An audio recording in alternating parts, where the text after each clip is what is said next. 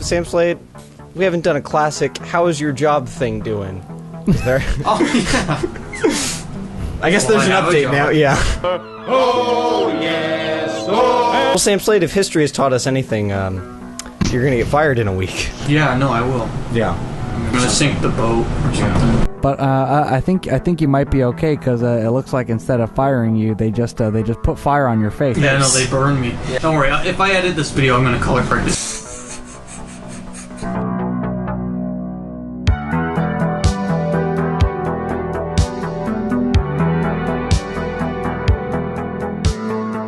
The whole video is just gonna be in black and white. Oh, that's perfect. Good idea. I don't have to do it. It's Uncle Mickey Noir. The Handmaiden is in black and white. It is. It is in black and white and in color. That's every movie. You know, movies made in the era in which the Handmaiden take place are often in black and white. It was back when the world was black and white. That's true. So The Handmaiden, it's a second-time director. First movie he made was called Oldboy, 2003. It's a Japanese. Oh man, you can't even. I couldn't even finish it.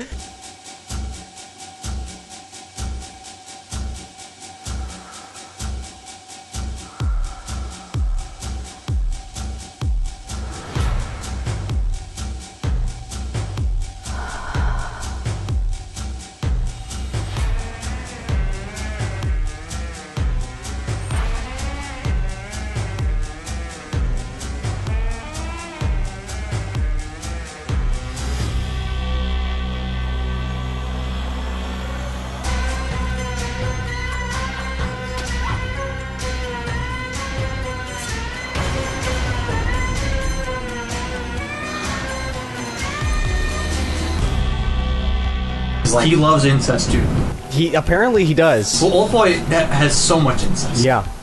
The Handmaiden doesn't explicitly have incest, but it's almost there. Like there's. Spoiler for Oldboy, there's a twist that reveals even more incest. Oh wow, we're not even 5 minutes in, and there's already Oldboy spoilers. Which if you haven't seen Oldboy, go see it. It's great. Yeah, spoilers for Oldboy. There's 2 plot twists with incest in them. It fucking sucks. Oh yeah, you wanna take a shower. It ruins your life. You want to take a shower after the first one. You want to die after the second one. So Sam Slade, you recommended the movie. I did.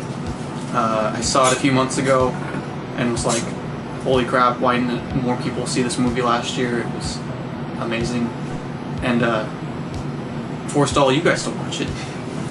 Slowly but surely. Like, I remember you talking about this when you first saw it, and I was like, oh, that sounds cool. Yeah, and Brian saw it, and he's like, oh, dude, it's good. And then Kevin saw it, and he's like, oh, dude, it's good. So now there's 6 people who have seen The Handmaiden. So I'd kind of forgotten what the stuff that you guys had told me about it going into it. Like, I have to read it? All I remembered was that I had to read it, and that it was directed by Oldboy guy. So I was like, okay, it's probably gonna be, I had no idea. I was like, this Oldboy guy can do anything with his second movie. About 10 minutes into it, it all came, like, once I started realizing that they're gonna, like, start being lesbians or whatever, I was like, oh, now I remember what everyone was saying about this movie. Heck. Oh, they're gonna go like, Kevin's got the best mouth pussy out of anyone I know. It's gotten the most action. Sam Slade bringing the fuego. So yeah, The Handmaiden. It's divided into 3 parts. Yeah. And each part kind of switches of what you think. So the movie is like a 1920s detective novel almost, like in the way that like all the twists and turns happen, where like I was just kind of like on the edge of my seat the whole time. Like I was like, who's gonna betray who? Yeah, you want to know the answers. Yeah. Especially because there's scenes in there that are so just like, alright, so this is what's happening, right? And you're like, this is messed up. I don't like watching this. This is uncomfortable. Like the whole part where she's just reading that porno book to all those old men, and you're just like, oh, this is gross. Stop it. Ugh. And it's not even like... It's such a weird, disturbing story, too. Yeah, it's like a story about this guy who's getting strangled while he's fucking a chick. And, like, also... Like, with scenes like that, like, it's already, like, disturbing enough, but the movie's, like, shot and edited really, weirdly well. Well, the whole thing has this, like, the camera they use has this weird fisheye effect, the entire movie, or not the entire movie, but, like, anytime they get a wide shot, right. I specifically notice it in a lot of outdoor scenes, but there's, like, this slight fisheye to the camera, and everything just seems slightly distorted. But like that scene is like almost edited to a beat where like whenever she says something, it just gets reaction shots of like guys getting turned on. Yeah, I almost expected the movie to just cut to a guy with his dick in his hand, or like with like a really obvious boner or something. Like that's I was just like, the movie could go there. The movie's not above going there. Yeah, no, it's not. Well, my first impression was from, you know, Sam and Brian being like, all right, you know, you gotta see it. And so I was like, this month I will see it for sure, because I had heard a lot of good things about it. And so the whole time I was watching it, I was definitely invested and I was into it. But like, it wasn't amazing. It was really good, but it like nothing about it was like better than Oldboy, because you know, because Sam was like, I like it more than Oldboy, and I'm like, okay, well, one person I know likes it more than Oldboy, and so that's got to mean something. This is going to be pretty good. And the whole time I was like, I mean, it's good, but I'm waiting for why Sam Slade could possibly like it more than Oldboy. And then once you pass the halfway point, I'm just like, okay, I'm starting to get why. And then finally after it ended, and it all just kind of hit me all at once. I'm like, oh, that was great. That was really great. I would say it's not until the second part starts that I was like really invested, where like the first part of the movie was like, all right, this is shot interestingly, like the story they're telling is interesting. I don't know if I care about the characters yet. Like the whole first part, well, at least for me, I felt like, okay, so this is really straightforward. When is it not going to be? Like, it can't be like this the whole time. Like, it's going too well, almost. I really... I mean, there's some more spoiler stuff that I really want to get into, but, I like that movie a lot. It's really good. Yeah, it's really good. The movie plays with a lot of your expectations. Like, there are some story beats that you can kind of guess just learning the premise, because the premise is, there's this poor Korean man who's pretending to be a rich Japanese man, and he wants to marry this duchess type, like she's not really. They just say she's a princess, but she's not a princess. Yeah, she's more like a lady to a lord, but she's rich, and so he's gonna marry her and take her money basically. So he hires this con woman, to pretend to be her handmaiden and convince the princess to fall in love with the guy. And so that's the premise, and you're like, okay, there's a lot that can go wrong here because they start to fall in love. Okay, well, obviously the fact that she's lying and is not really her handmaiden, or is really her handmaiden but is deceiving her, like that's going to come up. It's going to cause tension. The fact that the potential husband, he's lying, that's going to cause tension, and it plays with every single one of the guesses that you could make about any of those things. And it follows through on almost none of the ones you expect. Not really. Because you're like, well, it's probably going to do something like this, and then it goes the opposite way. You're like, oh, so they're doing something like that. Okay.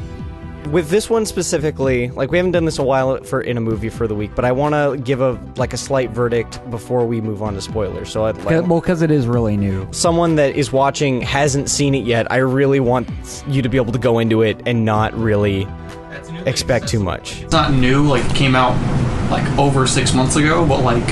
Well, it didn't really have a wide theater release, right? No, yeah, but that's what I'm saying. Like, it's accessible now that it's like... It's on Amazon. It's fantastic. It's also something that we haven't mentioned is like, I feel like it's a very like emotionally gripping movie also. Yeah. Besides all that, like there's so many like things that are gonna make you feel different things at different points. It's just such a well-crafted movie.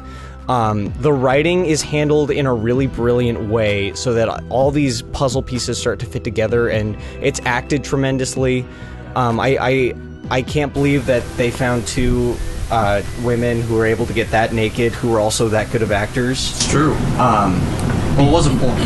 It was. Well, see, that's the movie's dirty little secret. This movie isn't always just a movie. Sometimes it's just a porno. It's really interesting because the movie takes a break from being a movie for a scene and is just a porno, and then right before the credits they're like, okay, well, you wanted, we're bringing it back, so have some more porn. It gets my shining recommendation. Yeah, for sure. Handmaiden, definitely check it out. And that's coming from someone that hates reading movies. Same here. 12 space eggs out of 12 space eggs. I would give it 12 eaten out pussies out of eaten out pussies. Definitely an 8 out of 10 for sure.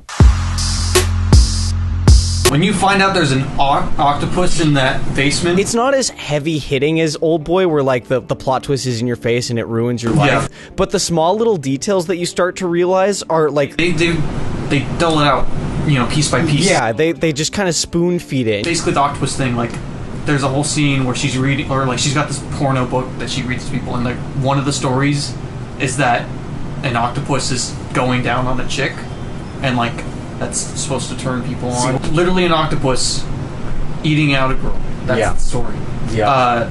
And then there's a part where they just show her go into a basement, and you just hear weird noises. Well, and you're like, what the heck is that? Towards the middle of the movie, there's this setup where the villain of the movie, he's a villain, but he's not a very present villain, which is like his presence is felt a lot. Well, there's two villains.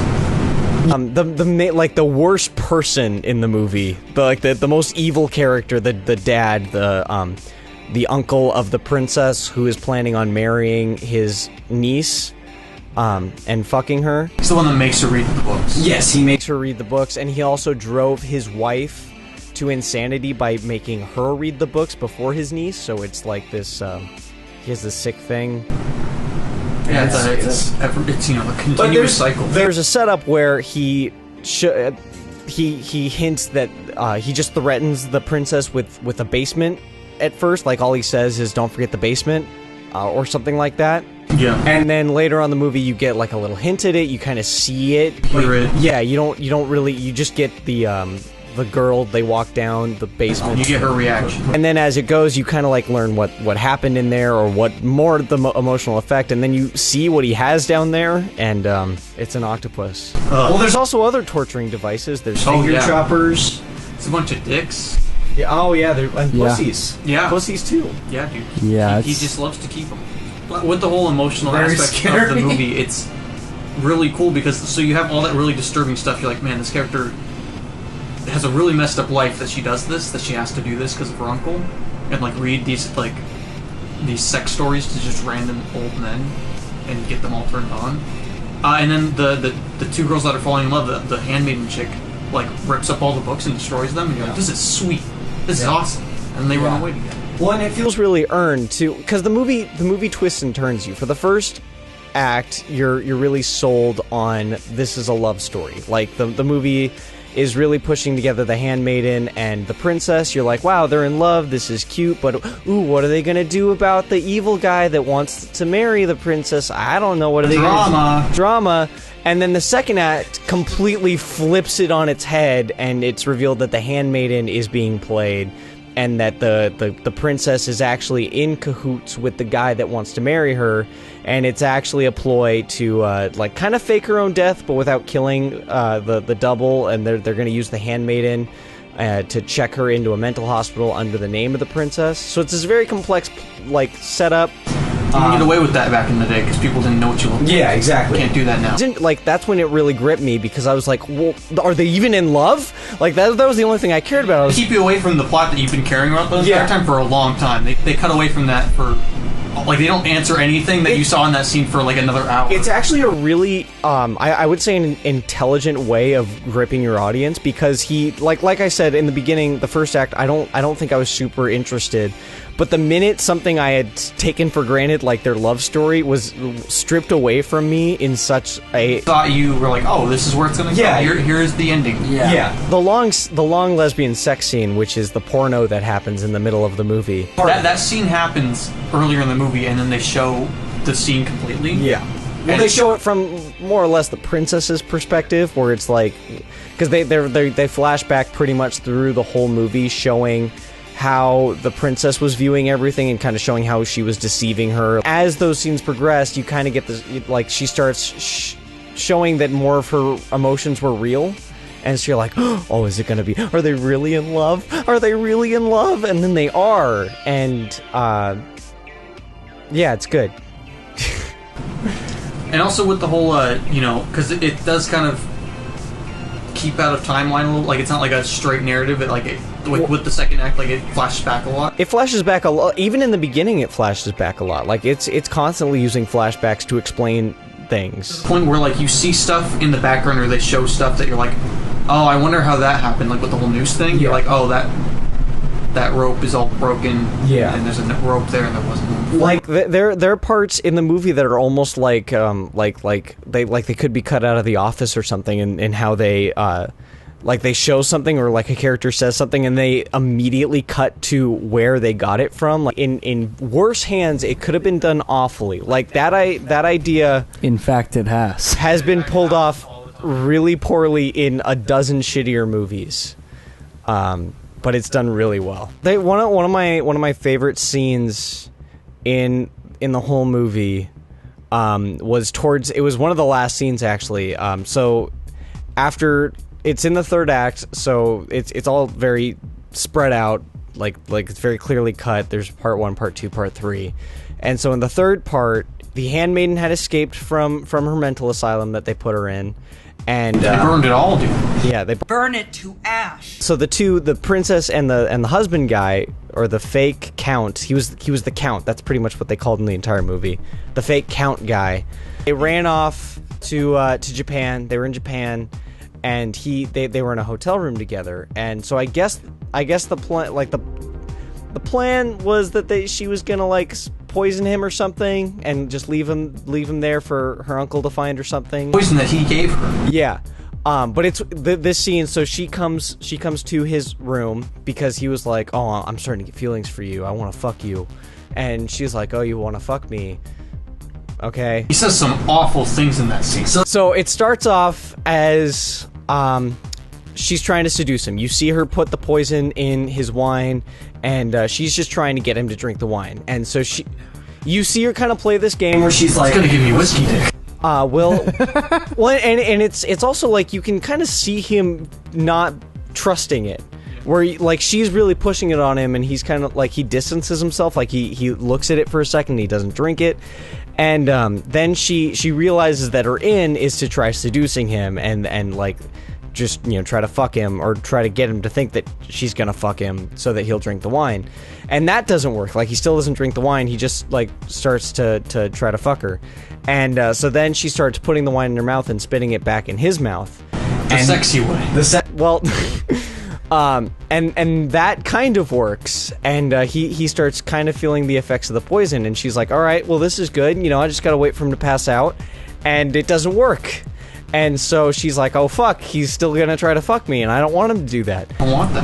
And so she starts fighting back, and he's gonna rape her, and so he gets her down on one knee, and she's fighting it, and he basically says 4 out of every 5 women enjoys it, and he literally throws out that statistic. I don't even think he makes it into a statistic. I think he's just like, "Well, most women love this." No, he actually says most women actually enjoy it more if they're being forced to do it. Like, that's the exact line. Like, even if that were true... Well, it is. How do you think I have a girlfriend, boys? They like it. Confirmed. Even if that was true, even if he was completely right and, lots of women enjoyed that, enjoyed it better if it was forced, no, that would be, for all womankind, completely secret. Yeah. If that was out and that was a thing, that's great. Great. My odds are great. Well, that would mean, rape would just be rampant. Like, it would just... Yeah. You would have no reason... They like it. They love it. They love... 4 out of every 5. Yeah. And all those pervy guys would just be like, "Well, I thought you'd be one of those people." Yeah, and then he gets poisoned. And I honestly, I think the ending of the movie is my favorite. Like, the last couple scenes are just so... They're so satisfying. They are really they're not, like a lot of the stuff, with them escaping, all those scenes are very, almost like the end of a Scooby-Doo episode, where it's not even this is real, you should feel so much drama and whatever. It's just no, they're getting away. It's great. Look, they're having fun with it almost. Yeah, yeah, they're laughing, they're smiling, they're in love, they're running away. The last scene is just this conversation between the two villains. One little filler, because the whole movie's okay, they show you stuff, but then you're gonna see what really went down, kind of thing. And it's basically one of those, but not something you really need to... I forgot that it was even a scene. Basically, what they're showing, what they're revealing, is after the couple, the princess and the count, were married, that they didn't actually consummate the marriage, which in the middle of the movie they had led you to believe by there being blood on the sheets. They reveal that she faked it, she just jerked herself off. Jilled herself. I'm sorry, she jilled herself off. Well, isn't Jill the opposite of jacked? Doesn't jerk still work for both? But she's not jerking anything. She's not jilling anything either. Jill is jilling, dude. She's diddling off. She's diddling away as the story is unfolding. It's being told to you by the count. The old man, who's the uncle to this girl, is asking like, he's like, yeah, tell me how it went. He's like sitting there like a Boy Scout listening to a scary story. He's like, oh, I want all the details. Oh, I love the detail. The story's nothing. He's asking like it's like almost like two kids in junior high. Like he's asking all these like just. He's like, oh, how'd the pussy feel? Was it wet? Well, he has a really specific questions like, what's the viscosity and the opacity of the pussy juice? He's like, I don't know, man. It's just it was pussy juice. It was juice. What do you want from me? I didn't test the pH level of it. So the porno that appeared shortly before the credits. So I was wondering after I saw, I'm like, how did they shoot that? What was it like shooting that scene? Like, I'm gonna. They just had sex. Like you're gonna be hard to convince me that they didn't just fuck. So what they did was, the director had every camera set up, which there was one over them, one over here, one over there. And he said, all right, so basically stay in this vicinity, and everyone left, and they turned the cameras on and they left. They said, we'll be back in this amount of time. There is nothing, no restraint at all in that sex scene. Like and not in a bit, like it's not negative at all. I would say for the first two, like the same sex scene, but like the first two times it's shown, it's really skillfully done because it's not only like a sex scene, it's not only like a really raunchy sex scene, but it's also driving the plot forward. It's all character driven because they don't know what they're doing. Oh shit! It's my turn to pick movies. So first one, Jackie Brown. You guys both seen it. I haven't, but I feel like it could be some interesting talking points. Second one, Okja. I want to talk about that movie, and we haven't like gotten to talk about it on a video or anything. And the third one is the best movie ever made by a human, and it's The Lost City Raiders. I'm gonna pick that one. I don't know what it is. Kevin, The Lost City Raiders. Whatever you pick, just know it doesn't matter. It's gonna be in the hands of the button. It's fine. The button decides all. If there's a chance that I'm gonna see Okja and we can talk about it, seeing as you guys constantly want to talk about it, I'm picking Okja. Alright, I gotta get the button. The tiebreaker button. The button. Up button. Heads. Up button. Well, what up button? What is up button gonna be? The Raiders. Lost City Raiders. Lost City Raiders. And then tails. I mean, down button or smooth button is whatever the lame movie that we. Oh come on. Oh yes! Oh my God. It is the Lost Alright, City I hope you're happy. I'm not gonna see Okja for a fucking year now. Hey, look at this. It can't be him. It's him, Irene. It's Ghost. Thank you all for watching. Fucking A, it's Ghost. We'll be back next week. They get so surprised every time.